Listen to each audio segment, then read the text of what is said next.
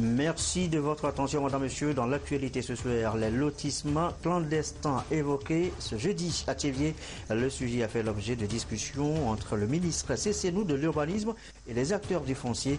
Objectif est parvenir à de meilleurs cadres de vie pour les populations. Les résultats de l'examen du BTS connus depuis cet après-midi.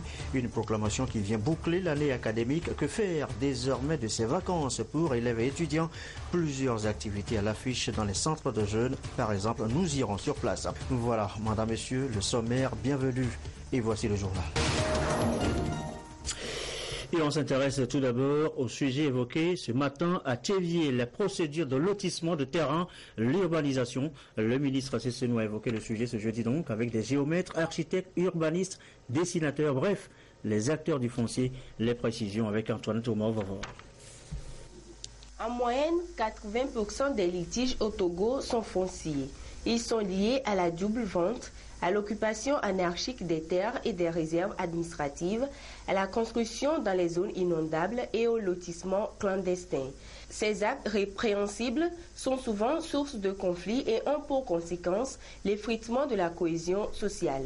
Pour réguler cette situation, le gouvernement s'est doté d'un schéma directeur d'urbanisme et d'aménagement en faveur de 12 villes du Togo. Au lendemain d'une tournée de sensibilisation sur ce schéma directeur et le décret qui réglemente la procédure de lotissement et d'urbanisation, le ministre de l'Urbanisme, de l'Habitat et du Cadre de Vie a rencontré les professionnels de l'aménagement du territoire, les géomètres, les architectes, les urbanistes, les magistrats, pour ensemble poser les bases de la planification d'une ville harmonieuse. Une ville bien planifiée, c'est une ville dont les terres sont occupées suivant les règles d'urbanisme. C'est une ville où les rues sont bien définies. C'est une ville dans laquelle les réserves administratives sont bien définies. C'est une ville dans laquelle les espaces verts, les lieux de loisirs sont bien définis. C'est une ville dans laquelle il y a de l'assainissement. C'est une ville dans laquelle il y a de l'eau potable, il y a l'électricité, le téléphone. C'est une ville dans laquelle il y a la salubrité publique. Mais pour pouvoir réaliser ces choses, il faut que la ville soit dotée d'un schéma directeur d'urbanisme et que les lotissements, c'est-à-dire l'occupation du sol, se fassent suivant les règlements. Une fois informés et formés, si un géomètre, nous le surprenons, encore dans une opération illégale, mais il mérite la punition. L'engagement est donc pris et tous les acteurs concernés vont mettre en synergie leurs compétences pour un objectif commun. Faire des villes du Togo des espaces bien planifiés pour un meilleur cadre de vie. Et on va s'intéresser précisément ce soir à ce phénomène de lotissement clandestin. Le ministre en parlait tout à l'heure. C'est l'un des facteurs de conflit liés à la terre, le lotissement clandestin. Quel impact donc sur nos villes? C'est la question de ce dossier de signé Antoine Thomas. Plusieurs années, la liberté a été donnée aux populations d'investir elles-mêmes dans le logement selon le principe de l'autoconstruction. Une situation qui a plutôt instauré un grand désordre dans l'occupation de l'espace urbain. Des centres urbains s'installent de façon anarchique et à un rythme insupportable pour les services en charge de l'urbanisation. Conséquence, le développement des bidonvilles, des quartiers insalubres avec des lotissements clandestins. Ce sont les lotissements qui ont été exécutés sans l'approbation du ministre en charge de l'urbanisme. Ça veut dire que ça ne respecte pas les normes et ce n'est pas fait par les gens qui devaient le faire. Ça veut dire qu'il y a par exemple des réserves administratives qui ne sont pas enlevées, les rues qui ne respectent pas les dimensions qu'il faut et donc ça pose beaucoup de problèmes pour l'évolution de la ville dans le futur. Ces lotissements illégaux sont faits par les géomètres qui n'ont pas reçu les formations nécessaires afin de construire des villes.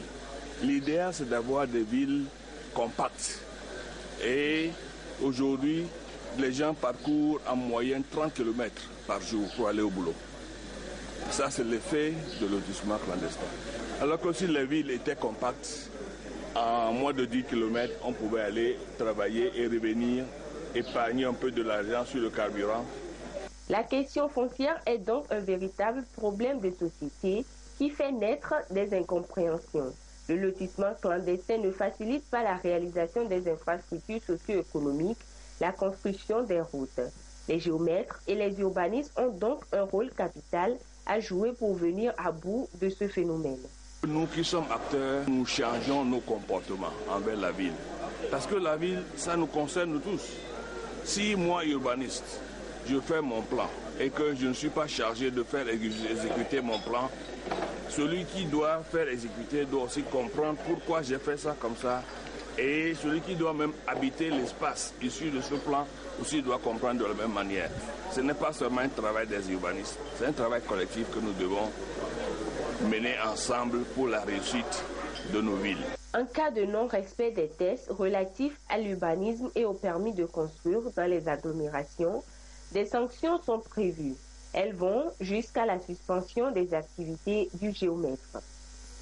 Lorsque nous assistons encore aux doubles ventes, aux triples ventes, lorsque les gens occupent encore les réserves administratives, lorsque les lotissements sont faits dans la clandestinité, ces acteurs seront punis et châtiés.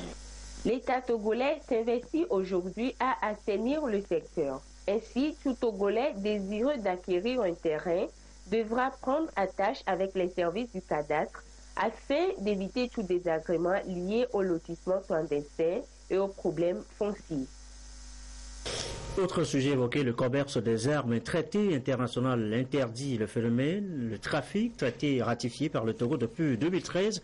Aujourd'hui encore, le problème existe, des voix s'élèvent et on appelle à son application effective. Comment Boyodé pour les précisions? Environ après la ratification par le Togo du traité sur le commerce des armes, rien n'est fait, selon les organisateurs de cette rencontre, pour informer et sensibiliser les populations togolaises sur cet instrument juridique qui répond à un seul souci, celui d'instaurer un climat de paix, de sécurité et de stabilité dans le monde. Le réseau d'action sur les armes légères en Afrique de l'Ouest appelle les autorités togolaises à s'engager pour sa mise en œuvre. Il faut vulgariser. Il faut organiser des ateliers, des séminaires pour informer la population. La population est là, la population. Il y a d'autres même qui ne savent même pas qu'il y a un truc qui a été signé. Il faut que l'État contrôle les frontières pour ne pas faire entrer les armes de gauche à droite. Selon ce même réseau, au moins 800 000 armes sont en circulation incontrôlées dans le monde, notamment en Afrique. L'on comprend pourquoi le continent est ces derniers temps le théâtre des opérations d'affrontement. Le traité sur le commerce des armes met donc les États devant leurs responsabilités. Au total, 18 pays africains, dont le Togo, ont ratifié ce traité. Et voilà donc les armes, la circulation des armes, une menace pour la paix. Le Haut Commissariat à la réconciliation fait dans la prévention. Le HCROM en tournée en ce moment même dans le pays pour installer ses comités pour la paix, l'étape de la COSA avec Nestor Mozouf. Le gouvernement togolais s'est résolument tourné vers la consolidation de la paix dans le pays. Après le travail de la CVJR, Commission Vérité, Justice et Réconciliation, le Haut Commissariat à la réconciliation et au renforcement de l'unité nationale a été créé. Le HCRON a déjà mené une série d'activités dans ce sens. Depuis quelques jours, il a entamé l'étape de la mise en place des comités préfectoraux de paix. Le comité préfectoral de paix de la COSA a été installé à cette séance de travail. Ce comité a été choisi au sein des organisations de la société civile, des groupes de jeunes, de femmes, parmi les chefs traditionnels, les leaders religieux et les sages. Le comité de paix aura en charge de faciliter le vivre en commun, de permettre en sorte que les gens des différentes communautés qui vivent ensemble puissent vivre pleinement leur vie en paix. C'est un comité qui ne se substitue pas aux juges, aux tribunaux, mais qui aidera les autorités à régler dans une certaine mesure certains conflits qui ne trouvent pas forcément leur solution devant les tribunaux. Et c'est des hommes et des femmes qui œuvreront quotidiennement pour que la paix puisse rester puissent s'installer dans les localités. La mise en place des comités préfectoraux de paix est une recommandation des consultations nationales et campagnes de sensibilisation effectuées du 2 au 27 novembre 2015 par le HCRUN pour l'identification d'une infrastructure de paix qui a été convenue par l'État et ses partenaires. Cette infrastructure de paix a une architecture à 3 niveaux. Après les comités préfectoraux, il y aura les comités régionaux et un comité national. Voilà, un climat apaisé, recherché et converti au profit donc des sociétés, la performance notamment à la NSCT, la nouvelle société côtonnière du Togo. Son personnel est en séance de renforcement de capacité à Accra. Le compte rendu de Nestor Mojou, Accra justement. Il s'agira, face à la perte de l'attachement au travail bien fait et à la régression de la conscience professionnelle, les responsables du syndicat des travailleurs du coton ont décidé de réagir. Le Centraco tient à Accra une rencontre de 3 jours destinée aux discussions sur des actions à envisager afin de permettre à la nouvelle société cotonnière du Togo de réaliser sa vision stratégique. Nous, en tant que travailleurs regroupés dans le syndicat, nous nous sommes posé la question, qu'est-ce que nous pouvons apporter pour accompagner la NSCT? Donc au cours de ces assises, nous allons mettre les bases d'un nouveau type de syndicat qui, en étant défenseur des intérêts des travailleurs, nous allons apporter notre concours à la conscientisation, à la responsabilisation de tous ces travailleurs. Nous allons œuvrer pour que les travailleurs participent à la performance de cette société et qu'on accompagne ensemble la NSCT dans la réalisation de ses objectifs. La rencontre de Accra du syndicat des travailleurs du coton intervient un mois juste après les changements majeurs intervenus à la tête de la nouvelle société cotonnière du Togo. Le nouveau patron de la NSCT a tenu à prêter main forte à l'initiative du Centraco. J'ai tenu particulièrement à participer à cette rencontre justement pour traduire avec eux désormais la mission qui est la nôtre commune d'améliorer les performances de la NSCT et surtout d'aller dans la vision stratégique de cette nouvelle société cotonnière du Togo, assignée par le gouvernement et surtout qui tient cher au chef de l'État, la relance de la production cotonnière, qui voudrait que d'ici 2022, au niveau de ce pays, la production cotonnière puisse atteindre les niveaux de 200 000 tonnes. Au 31 juillet, la NSCT a enregistré 131 000 hectares d'emblavure de coton sur les 136 000 prévus. Le Centraco a promis à la NSCT qu'il va poursuivre la mobilisation des producteurs après cette rencontre pour que les objectifs fixés pour cette campagne cotonnière soient atteints. À l'étranger, un nouveau front contre le groupe État islamique. Après l'Irak et la Syrie, l'armée américaine annonce des bombardements en Libye à la demande du gouvernement de l'Union nationale. Et c'est la ville de Sirte qui est visée. Regardez. Rue par rue, maison par maison, les forces libyennes progressent à l'intérieur de la ville de Sirte. En face, quelques centaines de djihadistes retranchés dans cet ancien centre de conférence. Sirte, une ville stratégique, proche des raffineries de pétrole, à mi-chemin entre Tripoli, la capitale, et Benghazi. Un enjeu crucial pour Barack Obama. C'est une question de sécurité nationale dans notre combat contre l'État islamique, de faire en sorte que les forces libyennes terminent le travail. Depuis lundi, pour la première fois, des raids massifs sont menés par des drones lancés de Jordanie et pilotés de Sicile. Et par des avions de combat à partir d'un navire d'assaut, 8 frappes pour le moment. Des frappes à la demande des forces libyennes au sol, très éprouvées. Elles sont aux prises avec des snipers, des voitures suicides, des mines, tout l'arsenal de ce dernier carré de djihadistes.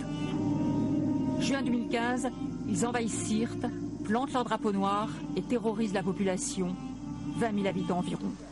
Une ville déjà à moitié détruite par les bombardements de l'OTAN en 2011. Mouammar Kadhafi s'était réfugié ici avant d'y être lynché. Aujourd'hui, dans cette ville située à moins de 600 km des côtes européennes, les djihadistes reculent. Ici, comme en Syrie et en Irak, ils perdent du terrain, pas forcément de l'affluence. Et la suite est ce communiqué du gouvernement. Dans le cadre de l'opération Togo Propre, instituée tous les premiers samedis du mois, le gouvernement rappelle à la population togolaise que celle-ci aura lieu le samedi 6 août 2016 et l'invite à y participer massivement. Toutes les autorités locales, notamment les préfets, les présidents de délégations spéciales, les chefs cantons, les chefs de village et de quartier, ainsi que les syndicats, les comités de développement des villages et des quartiers, les associations de protection de l'environnement sont priés de prendre les dispositions nécessaires pour assurer l'effectivité de cette opération. Les responsables des administrations publiques et privées sont également priés de mobiliser leurs agents afin de contribuer au succès de cette journée. Il y va de la qualité de notre environnement et de notre santé, communiqué donc du gouvernement. Nous l'annoncions un peu en titre, les résultats de l'examen du BTS proclamés cet après-midi. Pas de taux connu, annoncé pour l'instant, mais des sorts définis, scellés, des admis qui jubilent. Derek Aleki Mogré, eh bien c'est le dernier examen qui vient clôturer l'année académique. Vous voyez là donc les images de ces étudiants attendant donc leurs résultats, connaissant d'ores et déjà leur sort avec donc des fortunes diverses. Les vacances donc, et ce depuis plusieurs jours déjà. Pour certains, ça vient de commencer, on vient de le voir. Pour certains, pour d'autres, comment les rendre utiles ces vacances? À chacun sa formule. Dans les centres de jeunes, par exemple, les programmes affichent plusieurs activités. De Douaré nous renseigne un peu plus. Les centres des jeunes aussi font l'objet d'une attraction particulière pendant les vacances. Ici, à la maison des jeunes de TV5 Monde, Yaira Stayel apprend à jouer du piano. J'apprends à jouer de la musique, à danser. On fait des loisirs créatifs, du dessin, de la danse classique. J'aimerais bien revenir les vacances prochaines parce que ici c'est très génial. On apprend beaucoup de choses. D'autres s'adonnent à la lecture et à l'outil informatique. À la maison TV5 Monde, nous faisions l'enquête policière, le dessin, plaisir et détente, musique, informatique et les pairs. On nous apprend beaucoup de choses, par exemple, qu'est-ce que c'est l'informatique, comment manipuler l'ordinateur et autres choses, quoi. Bon, pour cela, j'invite mes frères et sœurs de venir, de faire l'informatique, car ça nous servira. Ces centres de loisirs constituent un espace culturel d'apprentissage et de distraction aux jeunes de tous les âges. L'une des ambitions de cette structure est de permettre à l'élève de faire de nouvelles expériences hors de la cellule familiale et scolaire. Nous proposons toute une gamme d'activités à l'endroit des enfants et des jeunes. Les parents viennent prendre contact avec le programme que nous offrons et avec les enfants, ils choisissent ce que l'enfant voudrait faire. Ces vacances aussi, nous avons proposé beaucoup d'activités par rapport à l'année dernière. On leur apprend comment arriver par exemple à dessiner un corps humain à partir des traits, des ronds, ainsi de suite. Une innovation cette année aussi, c'est l'enquête policière que les enfants font.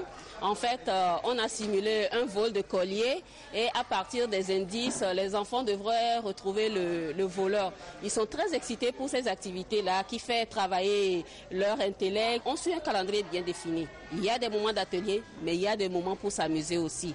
Encore quelques semaines et c'est la reprise des classes. Mais avant cela, place aux loisirs qui pour le moment occupent le quotidien des jeunes vacanciers. Et voilà donc pour les vacances donc période de loisirs par excellence, envie de faire un peu de tourisme, eh bien c'est le moment, je vous invite à un type de tourisme, un peu de tourisme spécial, ça ne vous fera que du bien. Regarder. On a mis 10 ans pour passer son permis. La FAA, l'agence de l'aviation civile américaine, a jugé Richard Branson apte à envoyer le commun des mortels dans l'espace. 700 personnes de 43 nationalités ont déjà versé les $250 000 demandés pour monter à bord du Unity, une fusée aux allures de jet privé capable de voler à 100 km d'altitude, où 6 passagers profiteront de quelques minutes d'apesanteur. Mais le projet aurait pu tomber à l'eau le 31 octobre 2014. Un appareil d'essai s'était écrasé, ne laissant aucune chance à son copilote.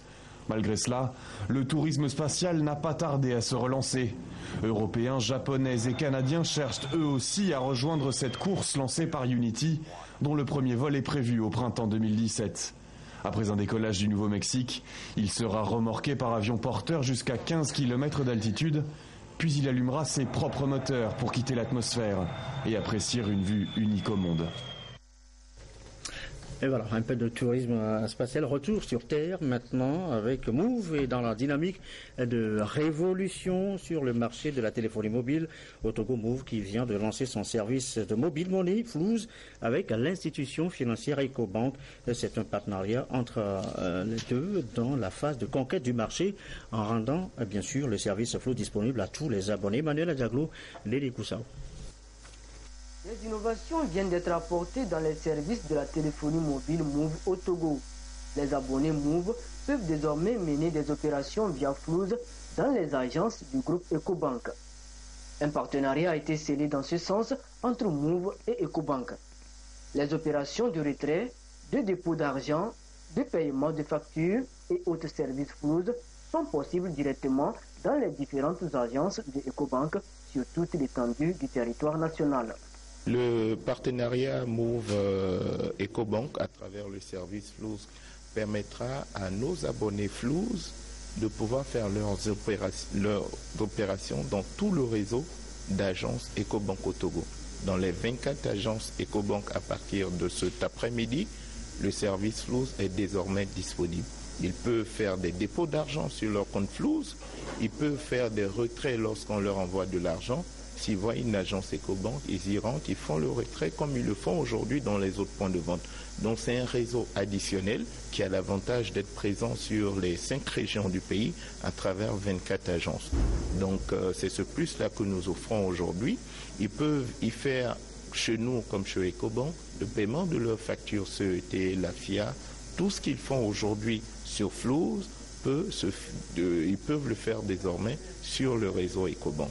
Avec ce partenariat, les opérations Flouz sont rendues faciles et simplifiées à toute la clientèle de Move et celle aussi de Ecobank pour toutes les transactions à travers le téléphone portable. Une offre qui révolutionne le marché de la télécommunication au Togo. Flouz est un service de Move spécialisé dans le transfert rapide d'argent par téléphonie mobile. Il est 20h22. L'actualité est aussi sportive ce soir. Bonsoir Claude Amand qui vient de nous rejoindre. Bonsoir Gerson.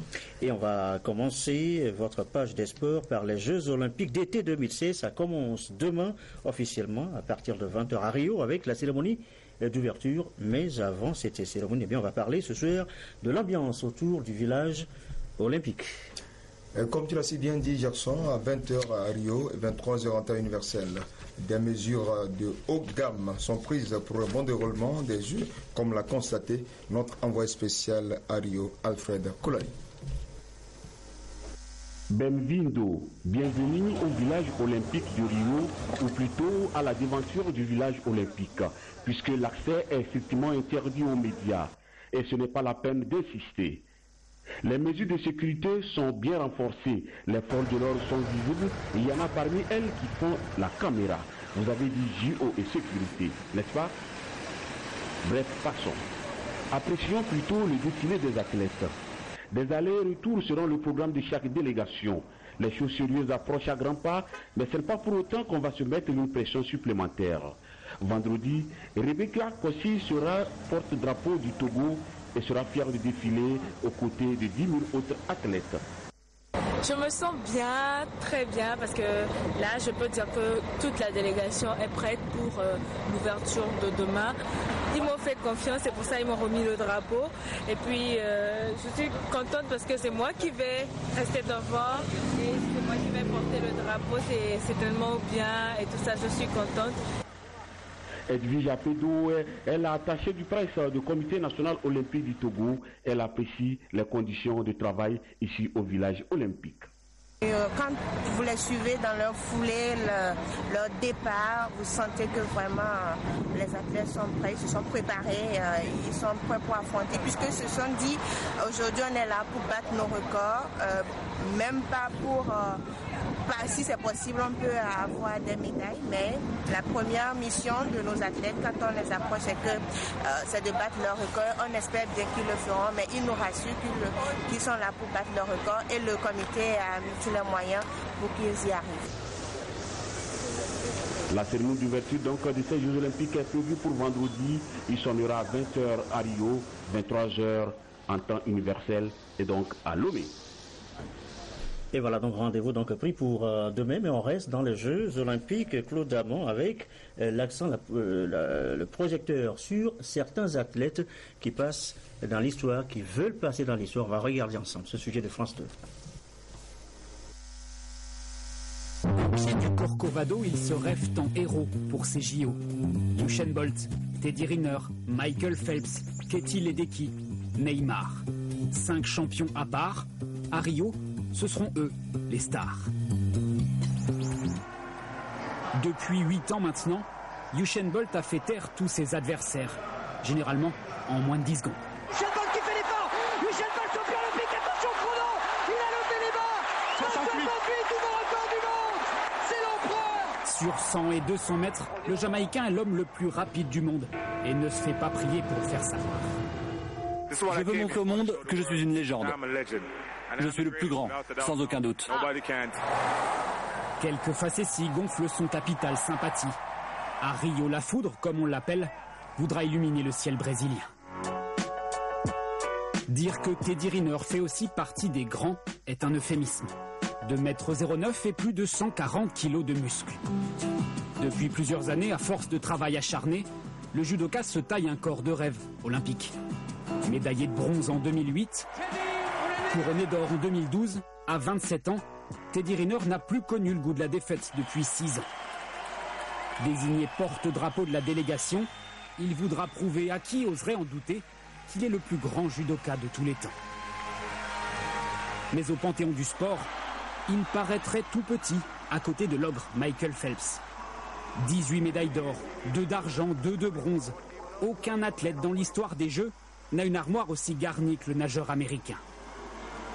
En 2012, les yeux humides, il assure qu'il raccroche définitivement le bonnet de bain. Mais 4 ans plus tard, il est bel et bien de retour. Son alter ego des bassins s'appelle Katie Ledecky, surnommée justement la Michael Phelps au féminin. Katie Ledecky, maintenant vous connaissez son nom, l'américaine de 15 ans. À 15 ans, en 2012, elle avait éclaboussé ses adversaires de son talent. Elle pourrait remporter 4 médailles d'or supplémentaires à Rio. Et puis le héros de tout un pays aura les projecteurs braqués sur lui. Le footballeur Neymar a la lourde tâche d'effacer une douleur indélébile dans le cœur des Brésiliens. L'humiliation 7-1 par l'Allemagne lors de leur Coupe du Monde il y a 2 ans. Un immense défi, lui qui n'a jusqu'alors jamais touché de médaille d'or. Et voilà, donc l'occasion de revisiter certains stars, de regarder encore à nouveau. Allez, on va boucler votre page des sports, Claude, avec cette passation de service au niveau du bureau exécutif de la Fédération togolaise de basketball. Cela s'est déroulé mardi dernier. Effectivement, Gerson, élu le 23 juillet, le nouveau bureau exécutif de la Fédération togolaise de basketball a officiellement pris fonction mardi à l'issue de la cérémonie de passation de service qui s'est déroulée au siège de la Fédération togolaise de basketball. Des précisions avec Jean-Kofi Edeti.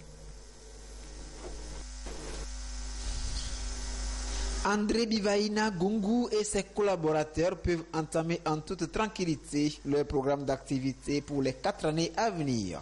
À travers cette passation de service, le bureau précédent, dirigé par Dr Lawson Bodinanouvi, leur a cédé la place. Je suis très, très contente de partir et contente aussi de passer le témoin à quelqu'un qui a travaillé avec moi pendant longtemps. Et je pense qu'il pourra, comme je l'ai dit, faire plus et mieux que ce qu'on a fait. Nous saurons rassembler ce qui est vraiment épars, parce qu'il faut rassembler tous les acteurs. Le vote a montré que effectivement le basket est divisé en 2. Il faut pouvoir rassembler tout ça et aller de l'avant, se conformer aux tests en vigueur de l'État. Et je pense qu'ils auront le mandat de l'État. Ils vont utiliser à bon escient ce mandat-là pour que vraiment le basket se relève et qu'il aille vraiment très loin. Des conseils que la nouvelle équipe dirigeante de la balle orange au Togo mettra sans doute en pratique. Je suis venu pour procéder à une continuation, de doubler de l'innovation afin que nous puissions remonter le basketball au niveau où il était à les années 70-80, voire faire encore mieux. Aujourd'hui, Nous voulons ouvrir le basketball togolais à tous les partenaires. Nous voulons rassembler tous les acteurs togolais qui aiment la chose. Le nouveau bureau exécutif élu le 23 juillet dernier peut compter sur la vieille garde pour réussir sa mission. Et la première tâche que je vais demander au nouveau président et à son équipe de s'atteler, c'est que le basket gagne un respect. Le sport ne vit plus que d'amour et d'eau fraîche. Et il faut de l'argent. Et c'est là que je vais lui demander de mettre toute son habileté, son talent et son abnégation pour pouvoir faire de son mieux. L'équipe André Bivaïna Gungu est la 7e de la Fédération togolaise de basketball après celle dirigée par Bado Hunjon, Loko Soga, Akereburu Manasseh, Dobrus Thomas, Tony Dalmeda et Dr Lawson Body Nadouvi. Et voilà, ce sera tout pratiquement pour cette page des sports. Oui, c'est tout pour ce soir. Rendez-vous samedi dans Sport et Détente. Merci beaucoup, Claude Avant. C'est également la fin de cette édition. Mais rendez-vous à ne pas manquer ce soir sur notre antenne, jeudi femme de ce soir, après l'édition de tout à l'heure, 20h donc. Thème, dites-nous la vérité sur le foyer. Un thème assez intéressant à regarder, à suivre de tout près avec Lys Djamier et ses invités. C'est la fin de cette édition. Je vous souhaite une belle soirée.